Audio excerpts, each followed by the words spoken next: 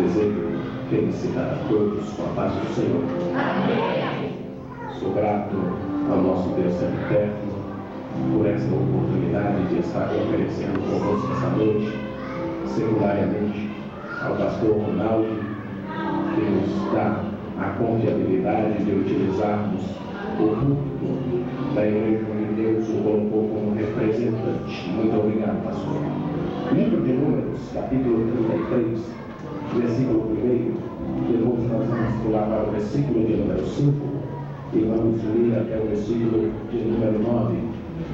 Livro de Números, capítulo 33, versículo 1, depois nós iremos pular 4 versículos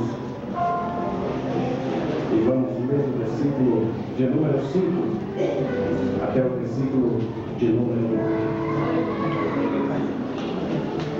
Glória a Deus. Enquanto vocês procuram, quero fazer uma pergunta severa e de suma importância. Quantos almejam ouvir a voz de Deus e não de homem? Diga amém. Amém.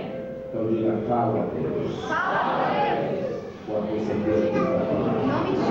Capítulo 33, versículo 1 do terceiro livro bíblico, o terceiro livro canônico, nos diz assim: estas são as jornadas dos filhos de Israel, que saíram da terra do Egito, segundo os seus exércitos, sob a direção de Moisés e Arão.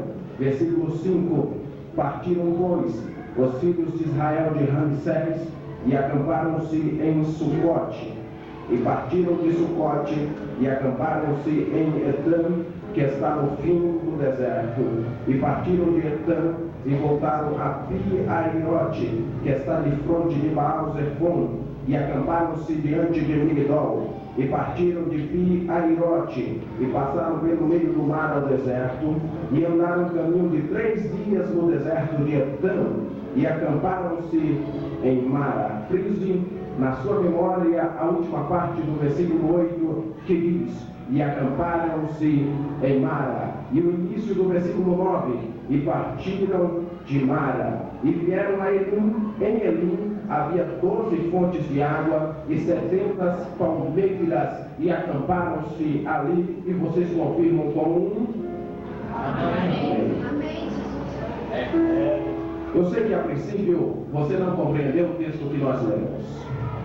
À primeira vista, quando li a Bíblia Sagrada, na primeira vez que eu li a Bíblia Sagrada, ao passar por esse capítulo, passei desapercebido e não percebi a profundidade dele.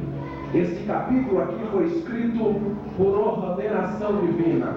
Conforme a ordenação divina, Moisés pegou a tinta, a pena e começou a escrever. Deus ordenou que Moisés recordasse toda a trajetória dos filhos de Israel, desde o Egito até a terra de Moabe, sendo que Moisés não passou da planície, das colinas de Moabe, pois ali o Senhor tomou para si, ocultou o seu corpo. Porém, antes de Deus de tirar Moisés, extrair o fôlego de vida de Moisés, Deus disse: Moisés, recorda toda a trajetória dos filhos de Israel. E Moisés começa a registrar neste capítulo. Esse capítulo registra o itinerário dos filhos de Israel desde o Egito até a beira do Jordão. Estão alistados aqui 41 estágios de acampamento durante 40 anos. E um desses estágios é o chamado acampamento em Mara. Repita comigo: acampamento em Mara. Mais uma vez, acampamento em Mara. este é o tema da breve mensagem que irei abordar. Mara, que tradicionalmente estava situada a 75 quilômetros ao sudoeste da atual cidade de Suez, estava localizada no deserto de Sul. Por deserto de Sul, compreende-se a toda a região semidesértica entre o Egito e a Arábia, entre o Egito e a Palestina. A Bíblia nos cita em Gênesis capítulo 16 um evento neste local. A Bíblia menciona que Agar, serva de Sara e de Abraão, foi expulsa da sua casa. Agora ela parte para a sua terra natal, que era o Egito, e ao trilhar o caminho, a estrada que ia de Berseba para o Egito, o anjo do Senhor desceu até ela e aconselhou que ela retornasse para a casa dos seus senhores. Isto é, ela estava junto a uma fonte quando este fato aconteceu. Isto significa que ela estava possivelmente, provavelmente, no território de Mara, que não possuía ainda este nome. Este nome foi dado a este local após o terceiro dia da caminhada, após travessia dos israelitas. Após o terceiro dia, este nome foi dado a este local. Mara, que quer dizer amargor, amarguez, amargura, e no nosso português se extrai outros derivados, designa um espírito amargurado, um espírito abatido, um espírito contrito. Mas o nosso Deus, Ele é Deus da região de Mara. Ele é Deus que conhece cada alma, cada espírito, cada corpo. Você pode estar nesse estágio aqui esta noite com a alma amargurada, com o espírito amargurado, mas hoje é noite de transformação, diz a palavra profética. Glória a Deus! Diga para o seu companheiro do lado, para a tua companheira do lado, diga: hoje é noite de transformação. Aleluia, glória a Deus, aleluia, maravilha. Hoje é noite de transformação. Glória a Deus. Moisés, antes de liderar esse povo, os hebreus, os descendentes de Éber, os descendentes de Abraão, Moisés foi comandante do exército egípcio. Ele recebera diversas condecorações. Ele atravessou por muitas vezes o deserto do Egito. Porém agora Moisés não estava atravessando o deserto do Egito com um bando de soldados. Ele estava para atravessar com um bando de ex-escravos. Moisés tinha consciência do que era preparar alimento e água para uma multidão como aquela. Moisés conhecia muito bem os preparativos que se fazia meses antes da expedição, da partida da jornada. Porém, a preocupação de Moisés, por mais latente que fosse, por mais visível que fosse, quando Deus chegava a ele em oração, dizia: Moisés, não se preocupe, Moisés, eu te coloquei na frente do povo, coloquei de líder, você só tem o título, quem lidera esse povo sou eu. Quando eu chamo, eu me responsabilizo. Quando eu chamo, eu sou Deus que assina embaixo. Moisés, de líder, só tinha um título: quem ia dar água para aquele povo era o grande Jeová. Quem ia alimentar aquele povo era o grande El Shaddai, o Deus Todo-Poderoso. Eu estava vendo as necessidades do povo. Portanto, não te preocupes. Existe um Deus no céu que tudo visualiza. Ele conhece as tuas necessidades. E esta noite Ele vai te visitar para suprir a tua necessidade. Aleluia. Porém, como o ser humano é limitado, como o ser humano possui diversas limitações, Moisés deparou-se com as limitações físicas. A primeira necessidade básica do povo foi a água. O nosso corpo é constituído de 70% de água, de líquido.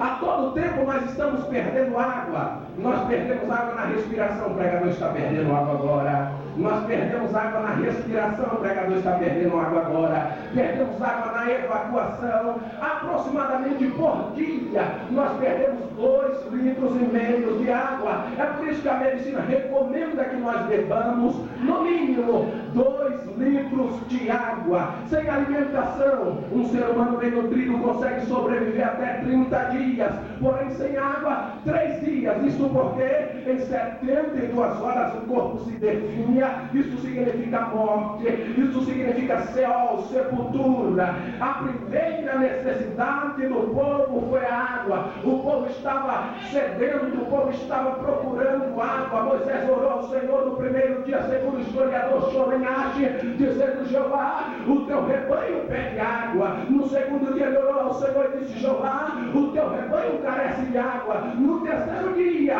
chega a água. O povo chega no meio da jornada, no meio do caminho, quando se depara diante as fontes, descem para beber, porém não puderam beber as águas de Mara. Diz o texto que as águas de Mara eram intragáveis, imbebíveis. As águas de Mara eram amargas. Mara é um local de decepção. É a pessoa se envolver em um casamento pensando que é uma coisa e não é.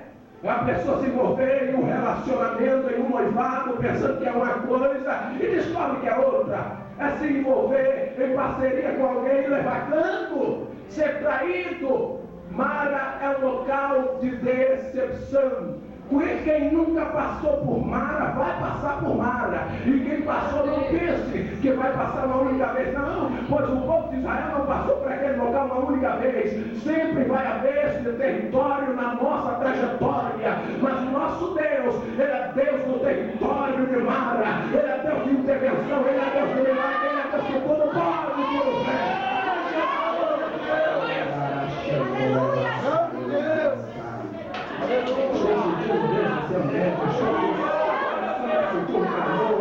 Eu estou começando a sentir. Os adultos, escute, os adultos têm uma noção de é ruim, mas faz bem.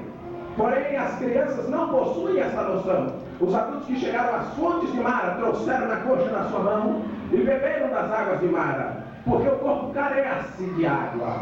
Porém, as crianças, quando iam beber, vomitavam aquela água. Isso me faz lembrar o texto de Provérbios, pastor, capítulo 27, e versículo 7, que a alma farta, ela pisa o favo de mel, mas a alma faminta, o amargo se passa como doce. O amargo é doce. As crianças, porém, quando foram beber essa água, devido ao gosto amargo, bateu no estômago, elas vomitaram aquela água. As mães agora se preocupam: o que nós vamos fazer para alimentar os animais? Pois quando o povo saiu do Egito, diz o texto de Êxodo que eles saíram arregimentados, isto é, com armamento, isto é, com seda, com lã, com púrpura, com ovelha, com jumento, com bode, com tudo que tinha no Egito. Eles saíram de lá munidos, arregimentados. Agora o povo se preocupa: como vamos dar de beber aos idosos, como vamos dar de beber às crianças, como vamos suprir a necessidade de todo esse povo aqui.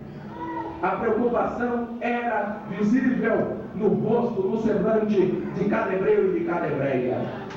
A Bíblia não menciona, mas segundo o historiador Shorenashi, as mães pegaram um pote, misturaram aquela água com mel e deram para as crianças beberem. Porém, quando as crianças beberam daquela água, imediatamente vomitaram aquela água, porque a essência da água era amarga. É aí que eu entendo o que disse o apóstolo Tiago no capítulo 3, versículo 11, que de uma fonte não pode jorrar dois tipos de água: ou é água doce ou é amarga, ou é água doce ou é água salgada.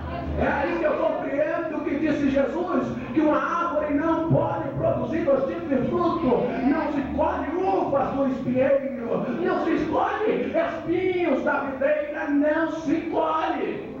É aí que eu venho compreender o que o meu Cristo passou. Na Epístola Universal, a Epístola da Revelação, Apocalipse capítulo 3, versículo 11, nos diz que quando Jesus estava passando pelas fontes termais de Éfeso, ele resolveu beber das águas daquelas fontes. Quando trouxe a boca, bateu no estômago, por ser a água amarga e morna, ele vomitou, provocou ânsia de vômito no estômago do nosso Jesus. Agora ele manda que João escreva que ele não aceita apatia, indiferença no seio da igreja, que ele não aceita mornidão espiritual, ou é frio ou é quente, morno, ele há de vomitar. Pergunta para o irmão, você é frio